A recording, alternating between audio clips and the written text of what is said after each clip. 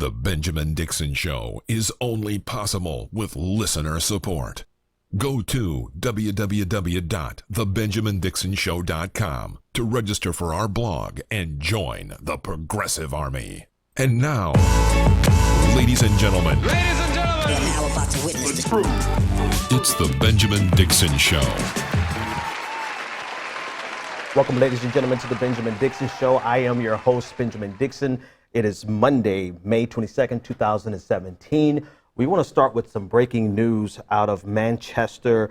According to the BBC, 19 people have been killed and about 50 injured in a suspected terror attack at the Manchester Arena. According to the BBC, police were called in to reports of an explosion at the venue. The actual technical cause of the blast is not known at this time. Officers have been told that there's a second suspicious device near where the first explosion occurred. This took place during the concert of Ariana Grande, a U.S. singer performing there. She's been on tour, and I recall seeing several promotions for tonight's event, specifically in Manchester, and about 19 people have been killed and dozens injured. And there's still reports coming from the scene. They have not stated any specific terrorist organization, or they don't have anything definitive, but they are treating it as though it is a terrorist attack. And so we'll keep updating you as we get information throughout the night, and we'll keep you posted. But we wanted to share that breaking news at the top of the show before we moved on to anything else. And there's a lot happening in the news, a tremendous amount happening in the news internationally as well as domestically. We want to get you to weigh in on any of the conversations, 857-600-0518 to weigh in. If you'd like to leave a comment in our comment section, we'll discuss it at that time. One of the things that we always see whenever we have some type of terrorist or some type of attack where we don't know exactly who perpetrated it, what we always see is a jockeying for position. And in this case, what I mean specifically, we see people trying to lay the blame or hoping, if nothing else, they're hoping, you have a whole group hoping that it would be some type of Islamic terrorism. And then quite frankly, you have the rest of us who are like, well, we hope it's not Islamic terrorism, because what happens is we politicize these events before we find out any information. And we use it, unfortunately, on both sides of the equation. We use it to forward our political agenda at the expense of the people who have been killed. And so I would advise in incidents like this for us to be patient and find out all of the details, and then as time carries on, deal with the politics of it as it comes up. But that's just me wishful thinking. That's actually not how we operate. And so there's no reason for me to be upset, because we all know this is exactly what's going to happen right now already. Graphics are being made up to forward this narrative of radical Islamic terrorism, or, whatever the specific type of terrorism that it may be. We actually do live in a world where this could be some type of right-wing terrorism. And we don't give that a lot of credence in terms of the media. When I say we, media in general, we're so accustomed and comfortable with the idea of radical Islamic terrorism being the cause of all these attacks. But the reality of it is we don't know exactly who, but we do know what. There's 19 people who are dead tonight at a concert for Ariana Grande in the Manchester Arena, according to the BBC. All right, let's jump into some other news. And again, we do want you to weigh in, 857-600-0518. We are going to discuss Donald Trump's trip overseas. We'll discuss that momentarily. His speech yesterday in Saudi Arabia.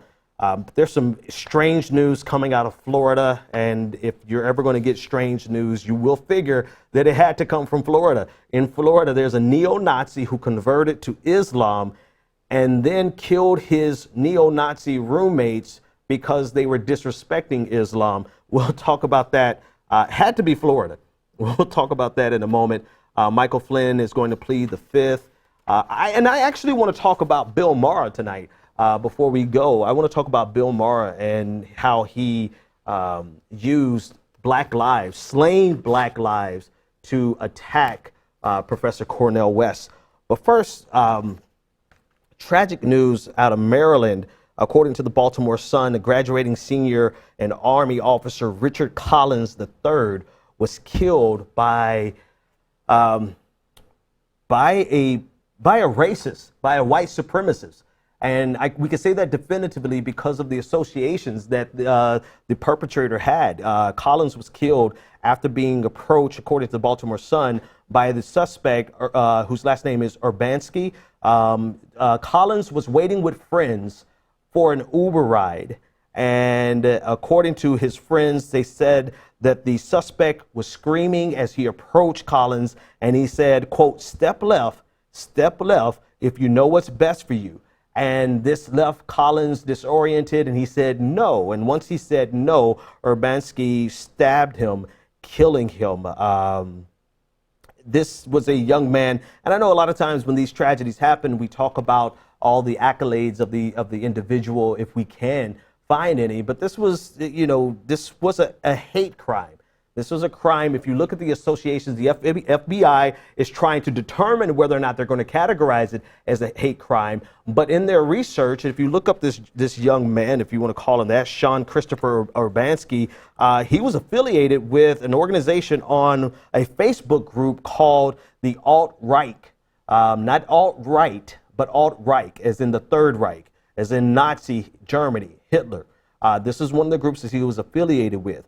And we see this time and again that organizations like this, or groups, even if we can't call it an official organization, once the reporters from Baltimore Sun actually approached the administrator of this Facebook group, which has since been deleted, it had over 1,000 members associated with it, and this Sean Christopher Urbanski was a member of that group. Once they were approached by the media, they immediately said, oh, this is just where we gather for fun and games. And actually, Max, I said for you to delete those two memes, but if you can, pull them back up. Because these are the types of things that they share. They share memes, they make jokes of it, they make light of it, and say that this type of hatred and this type of racism is not meant, it's not violent, it's just fun.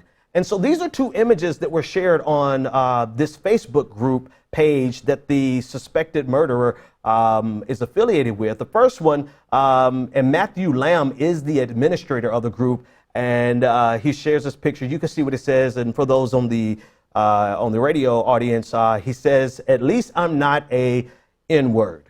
And then the next image, it is all of the worst stereotypes. How do you attract a black man?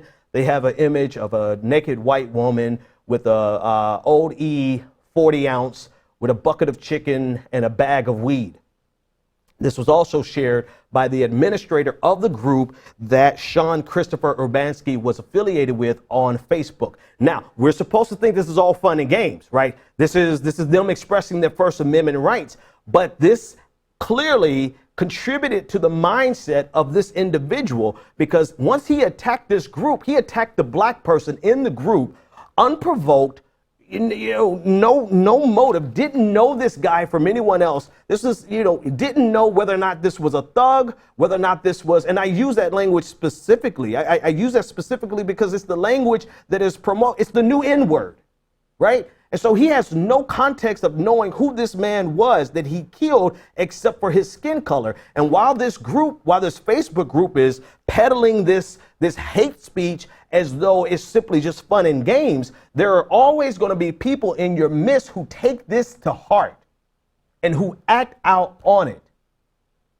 And this to me, not just the depth of this young man, but we've seen so many cases of people who expressly use the same language that's promoted by these alt-right organizations, that's promoted by these neo-Nazi white supremacist organizations, and it's being shoved down our throats in the broader American community because we're supposed to respect their First Amendment right to say whatever they want to say. Never mind what they're saying is contributing to the radicalization of homegrown terrorists, white nationalist terrorists that extract and carry out these acts of violence and murder. And here we are with a young man, and it doesn't matter to me whether or not this young man was an Army lieutenant, he was an officer before he was supposed to graduate tomorrow. That doesn't matter because he's a human being first. But here we are, a Army lieutenant, young man graduating from college on tomorrow, or he would have graduated on tomorrow, dead, because this guy, Sean Christopher Ubansky, thought that he had the right to take this man's life because he didn't move out of the way when he told him to move out of the way. It is time for us to call these organizations out for what they are. They are hate groups, they are terrorist organizations, and anyone affiliated with them, anyone who's soft peddling it, anyone who's just flirting with it, you are complicit with this type of violence. You are the new KKK, the Ku Klux Klan. This is who you are. Own it. You are the modern day Nazis. You own it, and you can flirt. You can say this is all games. Ha ha. He. This is just a bunch of memes that we're sharing. But you are contributing to a level of violence in the United States for which you have blood on your hands. And all these YouTube personalities, all these Twitter heads, all these people with large followings who think this is cute, who think this is funny, think this is a game, and haha, we'll throw up our white supremacist sign and it's all a game because it really doesn't mean anything. But for us, it means that, you know, we're just making an inside joke about white power and all this kind of stuff. No, this is who you are. You have self-identified yourself, and we know who you are. We know where you are. And most importantly, all of the broader society knows exactly who you are. There's plenty of photos, there's plenty of pictures, there's plenty of stuff on the internet to forever mark you for being the racist scum that you are. And so in 5 years, when it's no longer cute to be a part of the alt-right, and you have to get a job because you can't get clicks off your bullshit anymore, then all of your employers will be reminded that you were flying the flag of Kekistan that looks eerily similar to the flag of the Nazis, that you thought it was cute to flirt with all of these alt-right ideas because you thought it was a game, but ultimately you contributed to the radicalization that led to domestic terrorism and the deaths, plural, of Americans.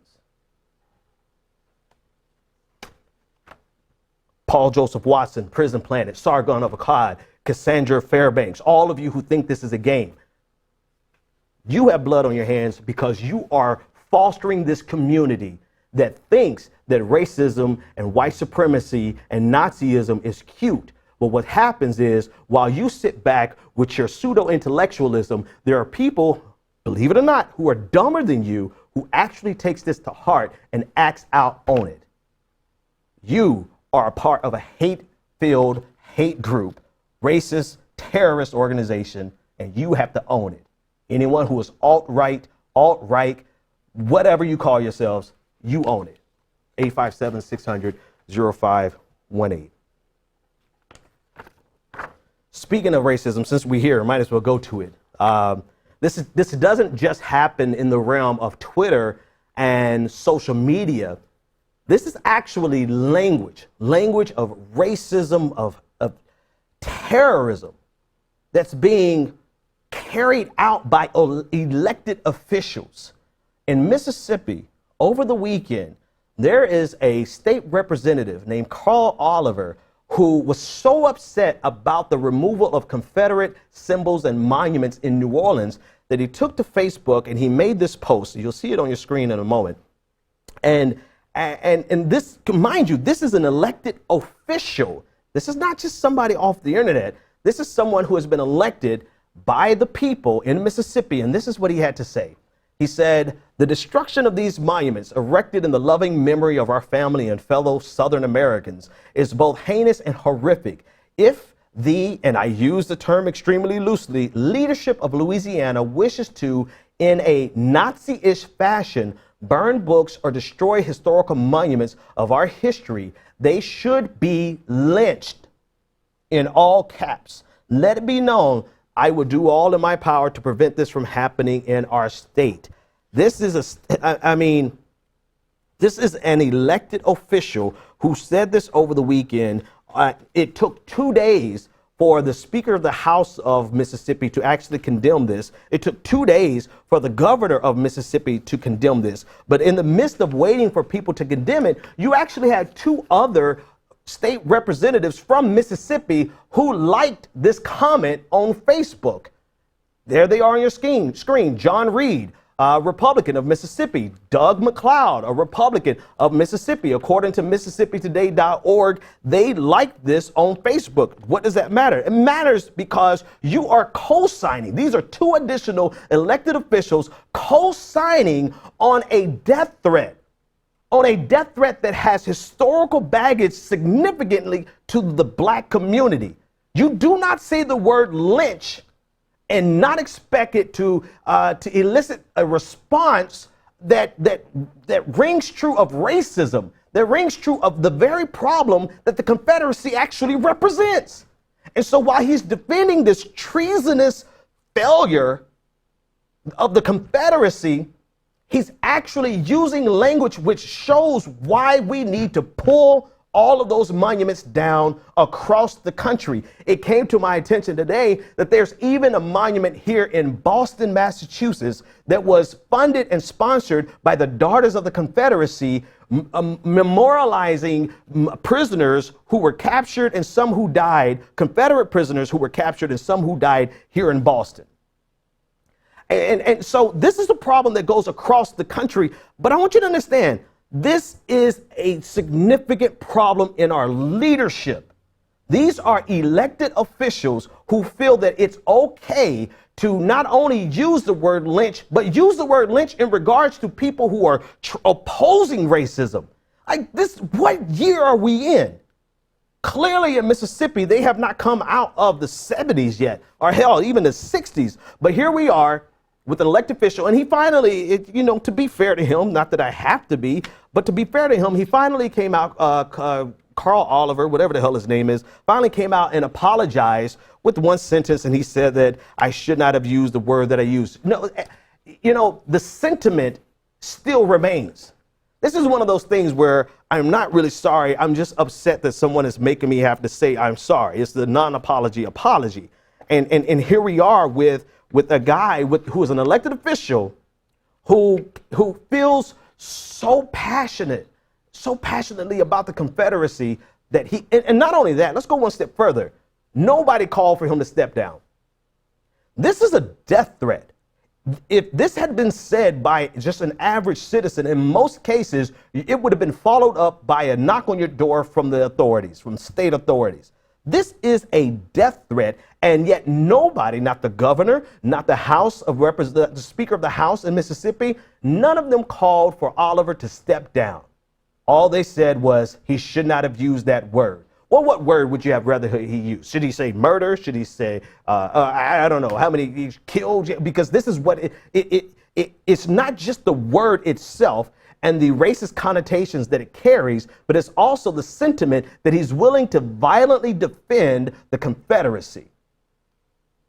And last but not least, this is the same representative who represents a town called Money, Mississippi, where Emmett Till was lynched.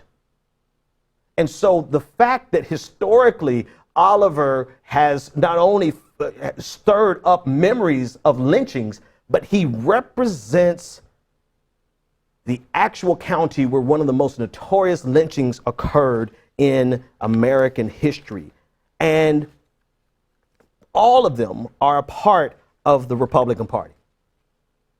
All of them. Speaker of the House, the governor, Oliver, who made the statement, the 2 representatives who commented on or liked the statement, all of them are part of the Republican Party.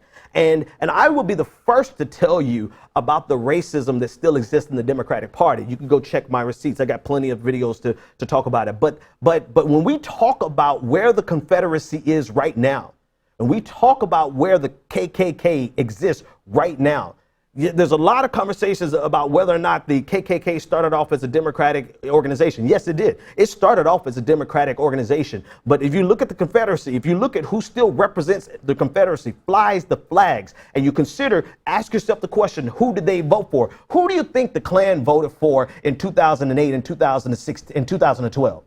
Do you think the Klan, because they were affiliated with the Democratic Party, voted for Barack Obama? Do you think the Klan voted for Hillary Clinton? No.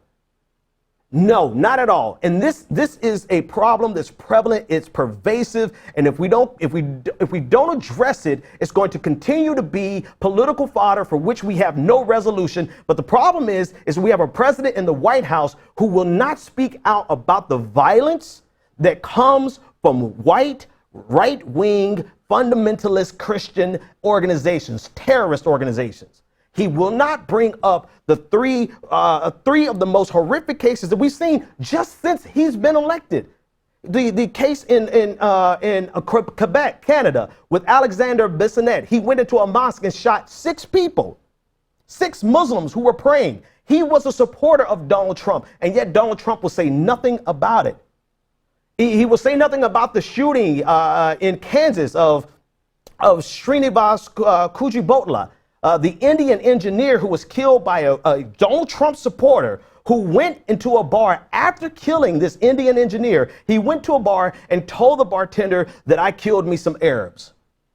Donald Trump's not going to say anything about that. Donald Trump's not going to say anything about the white man who drove up from Maryland to New York and killed a black man, 66-year-old black man in Times Square because he wanted to kill black people. We have people who deny the existence of racism. We have people who ignore the evidence of white terrorism in the United States, and we have it not only in the case of Mississippi, where they're lauding or they're celebrating the idea that they can lynch people in the name of the Confederacy, but we also have a president who won't say a damn thing about it.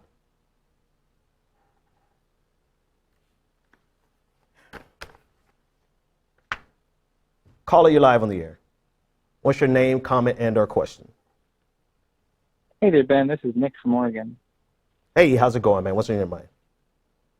Good. Hey, I wanted to ask you a question, but unfortunately it's not related to what you're talking about. I'm actually at work right now and was just popping in to ask a question that had been in my mind. Hopefully it won't take you away from your energy. Well, yeah, it's probably best that you take me away, or else I'll get a call from the Secret Service. What's on your mind? Go ahead. Tell me what's up.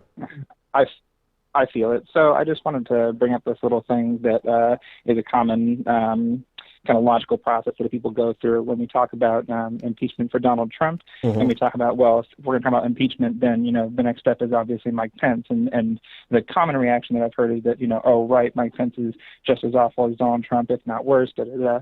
And one of my friends had talked to me about that line of thought and had kind of posited the scenario to me. Do we really think that Mike Pence is, I don't want to use the word competent, but even, does he have a spine? Like, can he actually stand up for anything? And he used the examples of kind of like during the primaries where Donald Trump would be like, oh, I'm going to say X, Y, and Z, and it's outlandish, and it goes against everything that Mike Pence. Mike Pence, and like, hey, what do you think about that? And he would go, And then just in terms of like how he kind of conducts himself, he doesn't really ever seem to be assertive so much as just playing along with the game. So I guess my question posited to you is, do you think, given that kind of perspective, do you really think that Pence would be as worse just as a president, not to mention any of the system that's already behind him and already operating, but just him as an individual? Yeah, thanks for that. Thanks for that call. And actually, it's a great segue. I needed somebody to help me get off of that because I was getting ready to. Thanks for the call, man. We do need to talk about Trump. Do I think, and actually I've talked about this a couple of times, but I think it's important that I say it again. And the reason I think it's important that I say it again, because I think Democrats are fooling themselves. Mike Pence, if he is an idiot, he's less of an idiot than Donald Trump. If he is a clown, he's far less a clown than Donald Trump. He will represent somewhat of a stabilizing force. He would be seen as a calm after the storm. And the very idea that Mike Pence would be better than Donald Trump is what will make Mike Pence worse than Donald Trump. What I mean by that is any Democrats going around and saying, let's just get rid of Donald Trump, Mike Pence will be better. That is the opening that Mike Pence needs to ram through all of his religious crusade agenda. All the policies that he wants to enact to hurt the most marginalized in America, that opening that Democrats will give, this is inevitable because they're already saying it. It's going to be a hard pivot. It doesn't take long for you to screw up America when you have the House and the Senate, Mike Pence is not going to need 100 days to get things done. Donald Trump doesn't need 100 days to get things done. It's just that Donald Trump is such a incompetent clown. He's incapable of getting anything done because he keeps self-sabotaging. And this is really the best hope. This is the best hope to stop a fundamentalist right-wing agenda that will change the face of America for a generation. The best hope to stop that is the gridlock that Donald Trump represents himself, that he causes. He stumbles over himself. There are so many unforced errors that Donald Trump makes that actually have slowed down their agenda in such a significant fashion that if you remove him from the equation, Mike Pence would get things done. So it's absolutely absurd for people to say Mike Pence is going to be better. Yeah, Mike Pence is going to be better in tone. And that's exactly why he's going to be worse for marginalized groups. Now, here's the B side to that argument. I've heard this argument from so many straight white men. And why do I say that? It's because it's not straight white men who are going to be hurt by Mike Pence. It's going to be the LGBTQ community, because there's already an executive order sitting on the desk of Donald Trump that he will not sign because his son-in-law and his daughter, Ivanka, don't want him to sign it. But get rid of Donald Trump, and that executive order that codifies discrimination against the LGBTQ community will be signed on day one by Mike Pence. It's going to hurt women because Mike Pence is such a religious fundamentalist that he's going to do everything he can to destroy a woman's right to choose and any ideal progress for women. And it's going to hurt most of all marginalized communities, the people of color, the black community. It's going to compound on top of what Donald Trump is already doing through Jeff Sessions in the Justice Department. So it's going to hurt. When I hear that argument, I've heard it consistently from white straight men, and I'm not, check my receipts. Go and see every video I ever made that I understand the problem of weaponizing identity politics. I can define it and pontificate on it better than anybody else. But damn it, we are in a place where particular identities will be thrashed and devastated by Mike Pence. And the only reason they're not being devastated in that way right now is because Donald Trump is a feckless buffoon who can't get out of his own way to get things done. Donald Trump could be the gift that keeps giving if Democrats understood how to just play this out, stretch this out at least till 2018 to get the majorities that you need to block President Mike Pence at that point. But, they didn't listen to us during the primaries. Why the hell would they listen to us now? 857-600-0518. We have a question from one of our chat rooms. Let's put it up on the screen. In 1 second, we'll get it up on the screen, and we'll talk about Donald Trump going over to the Middle East, which has been entertaining already. This has been a very busy news cycle. So Republicans are all racist from Valley. I swear my producers be putting shit in here just to trigger me, man. I swear. So Republicans are all racist. Where did I say that? Valley car guy. Where did I say that? No, I don't believe that Republicans are racist. Some of my best friends are Republicans, right? How about that? We'll turn that on you guys. I have some Republican friends from Mississippi that, man, I love them. Boy, I would rather eat lunch with them than some progressives I know. So no, not all Republicans are racist, but that's a red herring, right? You just want to throw that in the conversation to try to distract from the fact that the Republicans in Mississippi, the elected Republicans in Mississippi, who said we should lynch people who remove Confederate monuments, and the two who co-signed on it, and then the mayor, the governor, and the Speaker of the House of Mississippi did not ask for this man to step down. All were Republican. Not all Republicans are racist. But if you're going to find a racist, they're probably going to be Republican. 857-600-0518. And in a minute, I'm going to tell you about how Bill Maher is a racist white liberal. So stick around for that. I bet you, that'll make you happy. Not that I care. All right, let's talk about Donald Trump. Let's talk about Donald Trump on the domestic front, and then we'll talk about him on the international front. Donald Trump is getting ready to slash Medicaid and food stamps. This is according to a scoop by Jonathan Swan of Axios.com. He had sources that told him that Donald Trump is looking to save $1.7 trillion on the mandatory side over the next 10 years. And this is a summary from his article in Axios.com. He said, the best summary from the White House source is, quote, conservatives will love it. Moderates will probably hate it. These mandatory cuts, especially to politically sensitive programs like food stamps, will make some moderate Republicans nervous as the recent health care bill did. All right, so specifically, what do these cuts entail? Now, this will all be rolled out, according to Axios, tomorrow.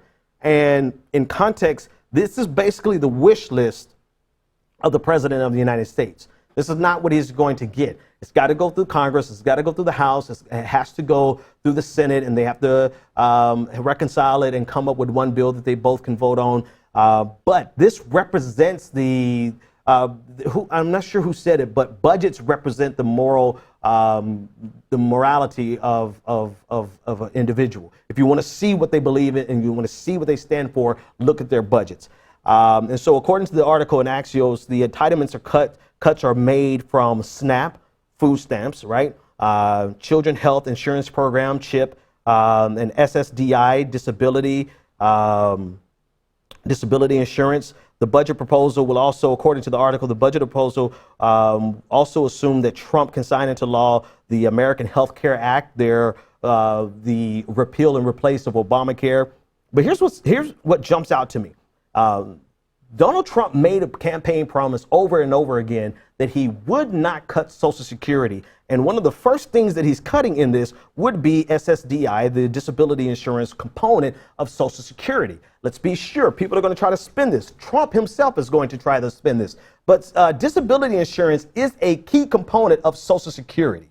And these are some tweets from Donald Trump that shows you the promises that he made. He said, I was the first and only potential GOP candidate to state there would be no cuts to Social Security, Medicare, and Medicaid. Huckabee copied me. This is during the primaries. He went on to say, I am going to save Social Security without any cuts. I know where to get the money from. Nobody else does. And this is your president. At the time, he was candidate Trump. He said he's not going to cut Social Security and he's not going to cut Medicaid, but here we are. He's going to cut both Social Security and Medicaid. The irony of this is, take a look at the breakdown of the states that are going to be hurt the most by the cuts in this SNAP program.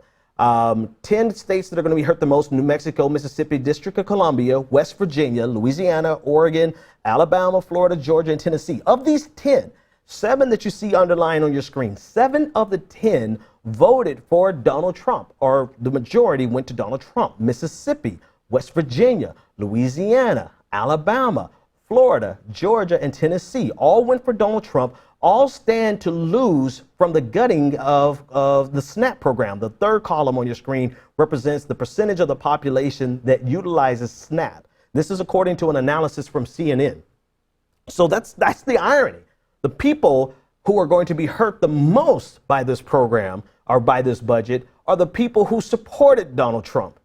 And I'm not one who engages in the mockery of the pain of people, but far be it for us not to identify the reality that Republicans in many cases have signed in terms of health care, in terms of the repeal and the replacement of Obamacare. Some of them have signed their own death sentence. And some of them have literally taken food out of the mouths of their children if these programs or if this budget is passed. And not mentioned on this graph, on that last chart from CNN, was a county in Kentucky, Owsley, Kentucky, 95% Republican, 98% on SNAP. 98% of that county utilizes SNAP benefits, overwhelmingly Republican.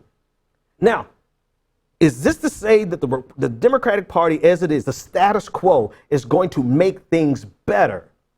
No. Would the Democratic Party have gut the SNAP programs and made things worse? No.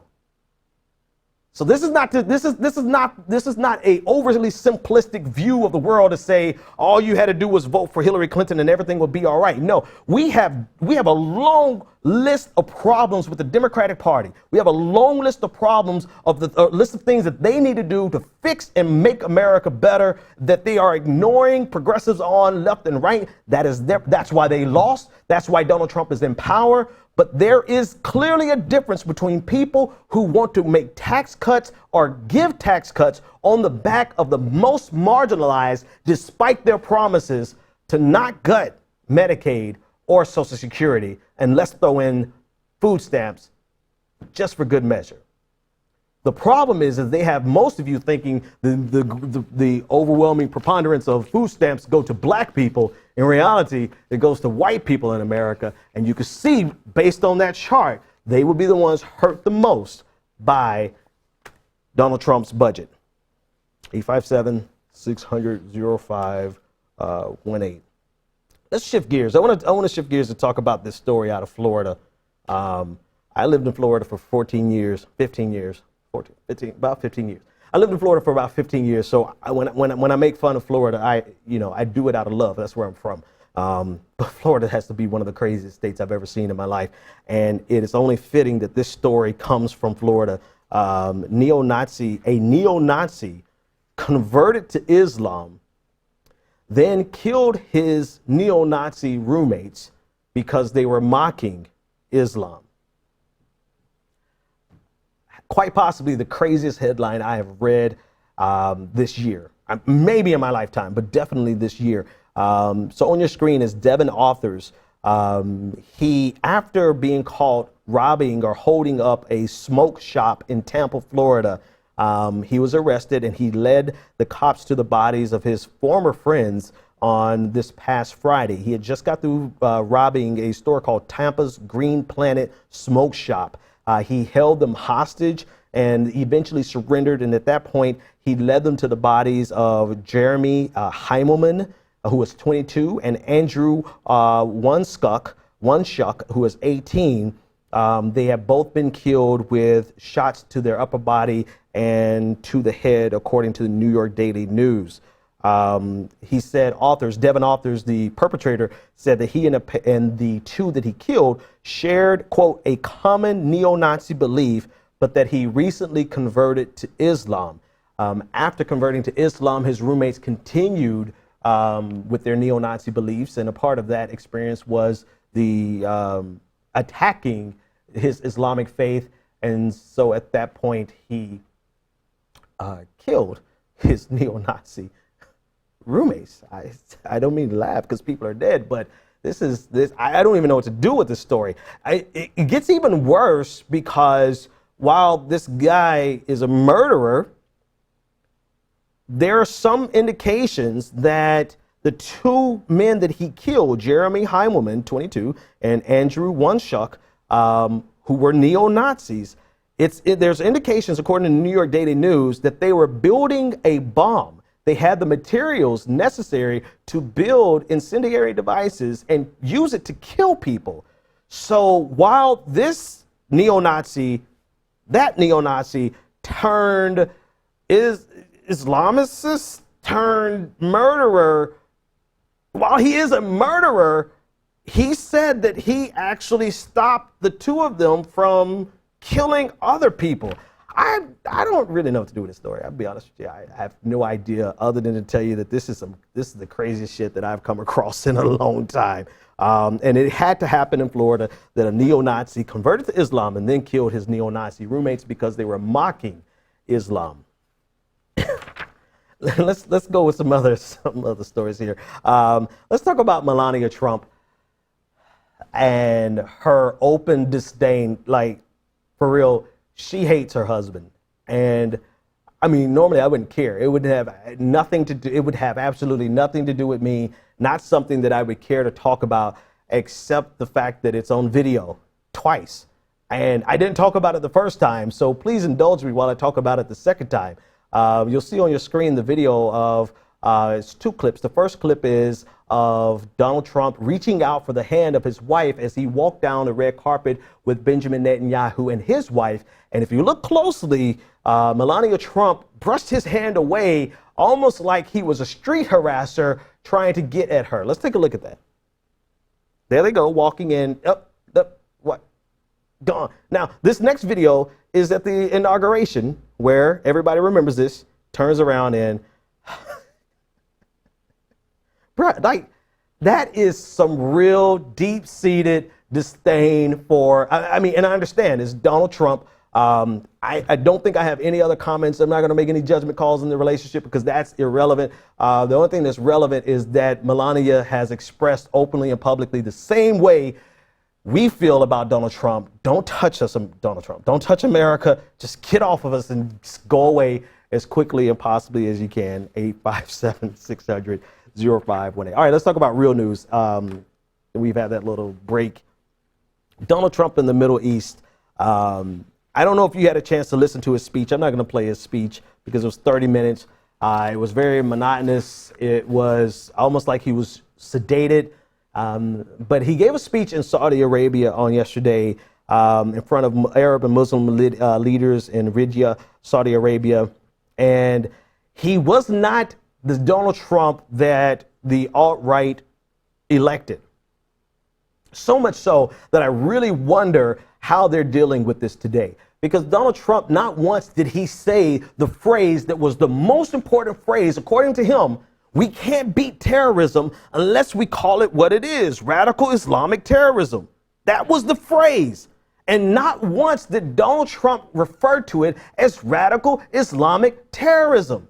Not only that, but he began to just laud and just pour praises on Saudi Arabia, which the alt-right correctly identifies as one of the leading, the ideological worldview of Wahhabism is a problematic fundamentalist force in Islam. At least the alt-right understands that, but Donald Trump, who you elected, considers Saudi Arabia to be, it said it twice, which they are, the custodian of the two holiest sites in Islam. The problem with that distinction, however, is that it puts the iteration of Islam in Saudi Arabia over and above. It gives it this preeminence over and above any other type of Islam in the globe, around the world. And I think somewhere I saw only 15% of Muslims even live in the Middle East.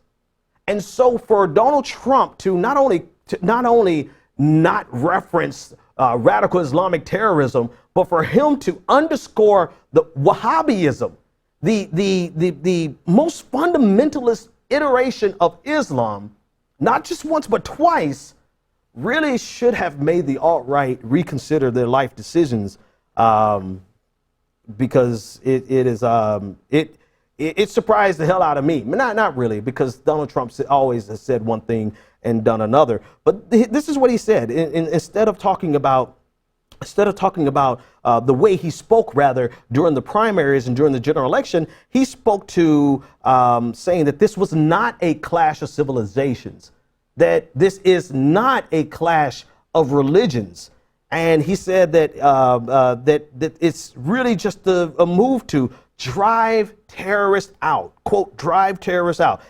He went on to challenge Muslim leaders to step up their efforts to, according to the New York Times, to counter a wicked ideology and to purge the foot soldiers of evil. And again, he reiterated that it was not a battle between different faiths or different sects or even different civilizations. But this is fundamentally different than what Donald Trump said all through his campaign.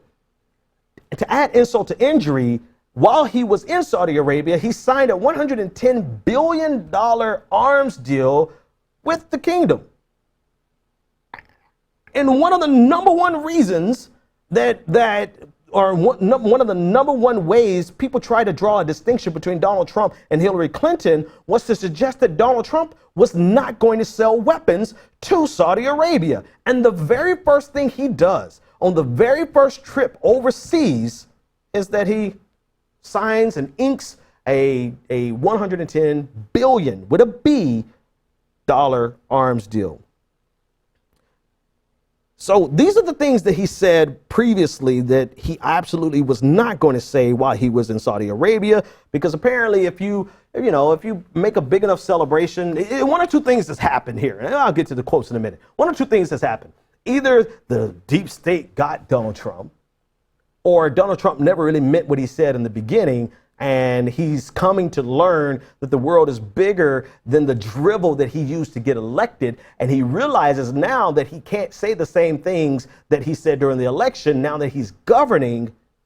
But I guess for some people that's the same thing as the deep state getting Donald Trump. I don't know. But this is the language that Donald Trump used during the campaign. He said very straightforward, Islam hates us. Like, you can't get any clearer than that. This is what he said during the election, during the campaign, and when he gets to Saudi Arabia, he says this is not a war between faiths. But, buddy, you just said Islam hates us. He said that he's going to enact a total and complete shutdown of Muslims entering in the United States. He did not mention radical Islamic terrorism. He used the word Islamist extremism instead. He even said something about not radical Islam, but he said a radical disruption. He said everything he could to avoid using the number one phrase that he used to get elected. And here we are. So the irony of this is what he also did was to attack Iran and not say anything whatsoever about the human rights violations of Saudi Arabia. So on the one hand, he's attacking the human rights violations of Iran, and he's attacking the idea of them getting a nuclear weapon. On the flip side, he's saying nothing, and all while saying we need to come together and isolate Iran to stop them from getting a nuclear weapon because of the terrorism that exists or that is sponsored by Iran, but said nothing about the terrorism that comes from Saudi Arabia. Nothing. Nothing about the terrorism that comes from Saudi Arabia, nothing about the human rights violation that comes from Saudi Arabia, nothing about the ideological problematic nature of Wahhabism, which is centered in Saudi Arabia, but yet and still he turned around and attacked Iran.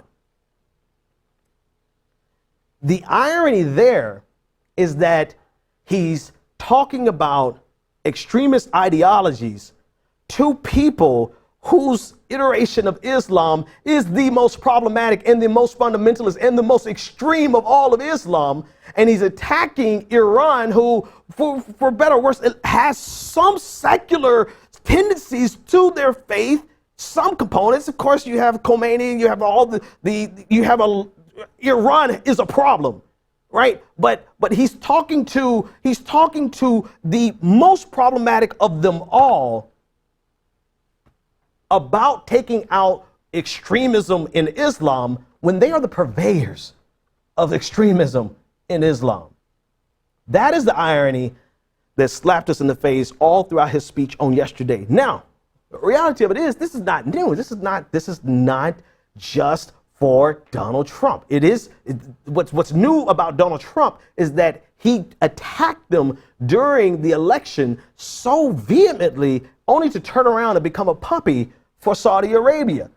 And this, we have for a long time on this show questioned the relationship between the United States and Saudi Arabia, not just with Donald Trump, but with Barack Obama, with George W. Bush. We have had a long-standing relationship, and we understand the underlying, the fundamental cause for that relationship is oil. That is where it is. That is the crux of the relationship. That's why we would allow them to be a totalitarian, authoritarian society. Rather, we will say nothing. We'll say nothing about their human rights violations. We'll say nothing about their state-sponsored terrorism. We're going to say nothing about 19 of the hijackers came from Saudi Arabia. We're going to say nothing about Wahhabism being the most fundamentalist problem. We'll say nothing because of the relationship we have with them around oil. The difference, if you want to do any degrees of difference, any shade of difference, is that President Obama had the nerve to sign a deal with Iran. who is Saudi Arabia's sworn enemy at this point.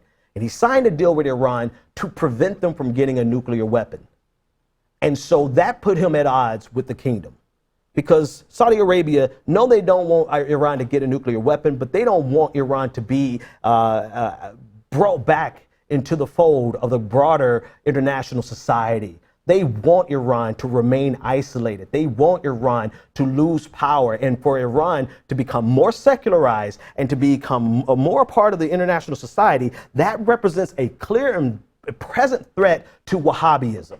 The underlying, not just the ideological portion of Islam, but it also represents the reality that there may be another strong power in the Middle East that could be both democratic, be Muslim, but also be acclimated and a part of the broader international society. And so Saudi Arabia has a problem, or had a problem, with Barack Obama for that deal. The flip side, or not the flip side, in addition to that was the fact that President Obama, even though he bowed and took went through all of the rituals that Donald Trump went through, Barack Obama still had the nerve to call out the human rights violations of Saudi Arabia. That's not saying a lot, but it's saying something. It's saying something. It's saying that we may have to be in bed with you, but we don't necessarily have to agree with everything that you're doing. Donald Trump did none of that. And Donald Trump, being the one who had the most colorful language with regard to Saudi Arabia, in some cases, he was right.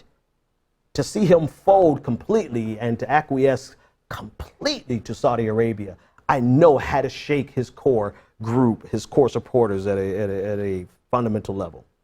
There's a lot more that I want to talk about with Donald Trump in Israel. I'll probably cover most of it tomorrow because we're almost out of time here. I also want to talk about his time in Israel, his time with Benjamin Netanyahu. One component that I want to speak about is the video that we have of Donald Trump. I think he thought that he was explaining away a problem, but in many ways, Donald Trump was making a bigger problem for himself in this clip as he explains, standing next to Benjamin Netanyahu, he explains that in this conversation with the Russian ambassador and the Russian foreign minister, Sergei Lavrov, that he never mentioned Israel by name. Take a listen to this clip. Just so you understand, I never mentioned the word or the name Israel. Never mentioned it during that conversation. They were all saying I did. So you had another story wrong. Never mentioned the word Israel. How's the visit so far? All right. It honestly reminds me of when my son thinks he's getting out of trouble and he's actually telling on himself. Donald Trump, number one, the fundamental problem of what happened in the Oval Office with Sergei Kislyak, the ambassador, and Sergei Lavrov, the foreign minister of Russia, was not specifically about Israel. It was about the fact that you divulged top secret, cold word, confidential information to foreign operatives. That's what the problem was. It was only hearsay. At this point, we don't actually have concrete evidence that that information was about Israel. And so it wasn't for you to grab and say, oh, well, I didn't say anything about Israel. By you grabbing that and saying I didn't say anything about Israel, you underscore the fact that you actually divulged information to a Russian ambassador and a Russian foreign minister. I mean, at this point, I almost feel, forgive me, guys, I'm a softie. I have a soft heart. I almost feel bad for this dude. Like, what is going on in his brain? Is this like the early stages of a mental disorder? I don't even want to blame this. I think he's just dumb. I think he has lived his life without anyone calling him out on his stupidity, on his arrogance, no one being willing to tell him no, no one being willing to tell him to shut up because you don't know what you're talking about. Finally getting caught up with him in his life at 70 years old. He's a president of the United States, and he's living as though he's a 40-year-old billionaire who can get away with anything and say anything, and we just have to take it. That's the most generous explanation I can give you. The only other explanation is that he's just dumb as, he's just ignorant. because now he's essentially told on himself in hopes of alleviating the problem. And you can see Benjamin Netanyahu standing on the side like, no, stop.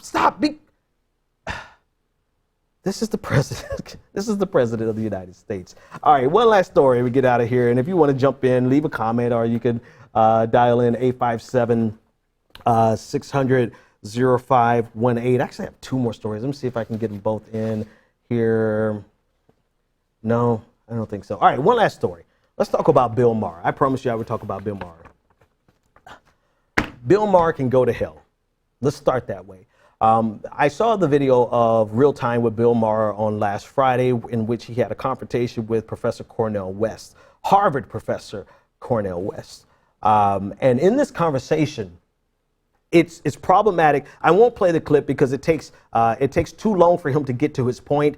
And with HBO and with all these other major corporations, they will shut our streams down live. So I can't play the clip for you. And I shouldn't play the clip because the clip actually triggered me. And I mean that in the literal sense of the word. I don't mean that in I felt emotional. I felt a sense of rage come over me like I haven't felt in a long time, because there's something about seeing a overly privileged, self-admitted drug dealer, self-admitted cokehead, self-admitted loser point his finger in the face of an Ivy League professor. And not only that he has his finger in the man's face, but the fact that he used black bodies, slain black bodies, for cheap political points. It triggered a visceral reaction in me that had I seen Bill Maher in person, I would have felt the same way that I can't think of the guy's name, the actor, the guy of Let's Make a Deal, Wayne Brady. I would have felt exactly like Wayne Brady. Wayne Brady said it best. He said, if I ever see Bill Maher in person, I'd beat his ass. That's how this video made me feel. So it's best that I don't play it for you, because you need that trigger warning first. But he takes an entire 60 seconds to set up an argument. And he used Terrence Crutcher, the black man who was just killed, and we just last week, Betty Jo Shelby got acquitted for the murder.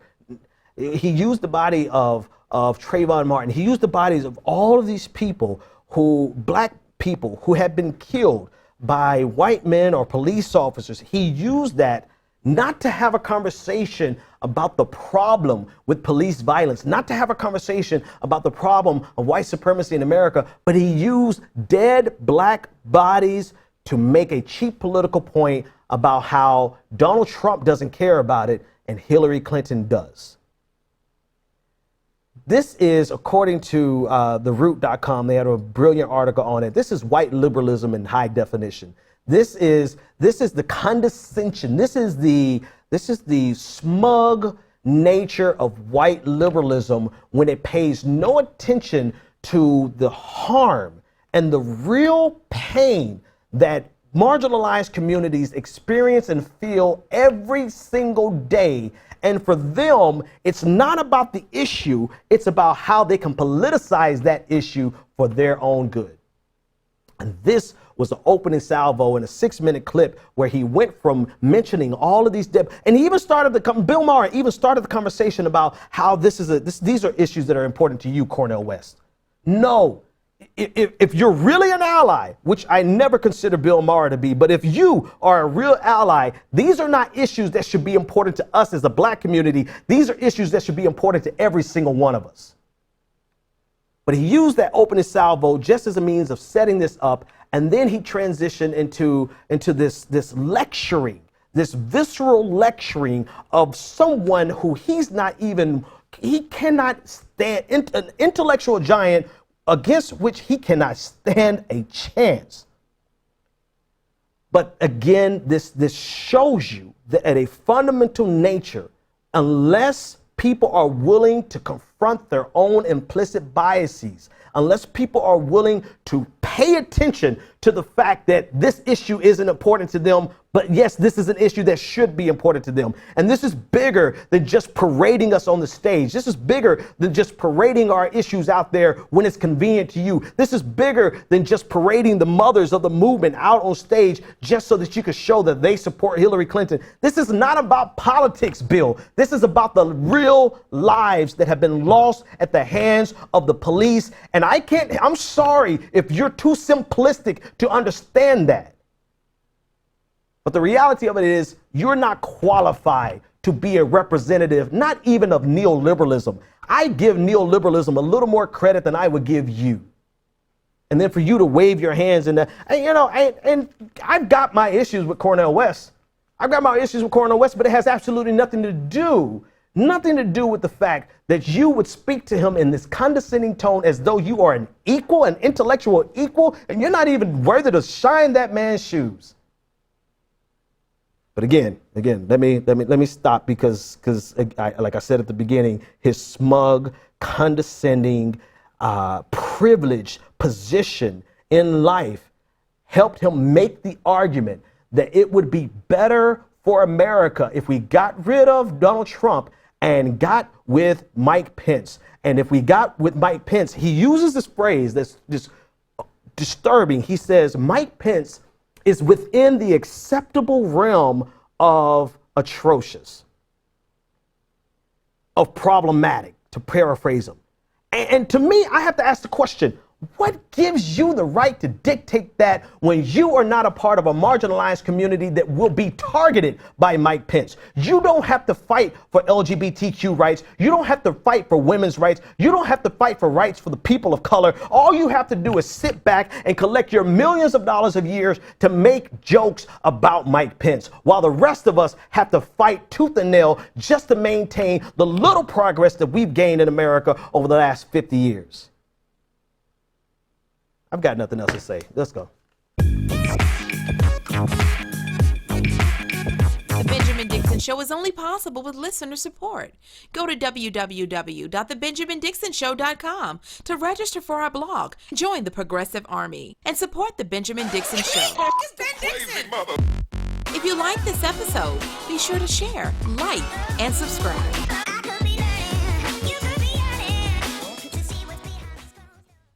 Consider becoming a Patreon. Go to www.patreon.com/The BPD Show and support The Benjamin Dixon Show.